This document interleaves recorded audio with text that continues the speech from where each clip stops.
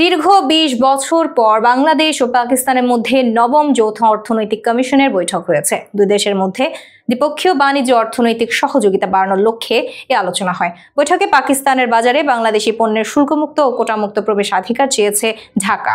অন্যদিকে বাংলাদেশ করাচি বন্দর ব্যবহার করতে পারবে বলেও সম্মতি দিয়েছে পাকিস্তান। সোমবার রাজধানীর আগারগাঁওয়ে পরিকল্পনা কমিশনে এই বৈঠক অনুষ্ঠিত হয়। বৈঠকে কৃষি গবেষণা, হালাল ফুড, তথ্য প্রযুক্তি ও নৌ পরিবহন সহ কয়েকটি বিষয়ে সমঝোতা স্মারক নিয়ে দুই দেশের মধ্যে আলোচনা হয়েছে। প্রায় ৩ ঘন্টার বৈঠক শেষে গণমাধ্যমের সামনে কথা বলেন অর্থ উপদেষ্টা সালেউদ্দিন আহমেদ এবং পাকিস্তানের জ্বালানি মন্ত্রী আলী পারভেজ মালিক। বাংলাদেশ সরকারের অর্থনৈতিক সম্পর্ক বিভাগ জানায়, পাকিস্তান বাংলাদেশি শিক্ষার্থীদের জন্য ৫০০ নতুন বৃত্তি প্রদানের প্রস্তাব করেছে।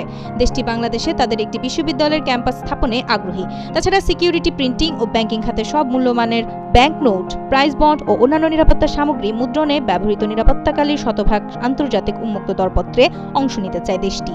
ব্যাংক খাতে কারিগরি প্রশিক্ষণও দিতে চায় পাকিস্তান। ইআরডি সূত্র জানিয়েছে, বাংলাদেশ পাকিস্তান যৌথ অর্থনৈতিক কমিশনের আজকের নবম সভায় বাংলাদেশ সরকারের পক্ষে অর্থ উপদেষ্টা ডক্টর সালেউদ্দিন আহমেদ এবং পাকিস্তানের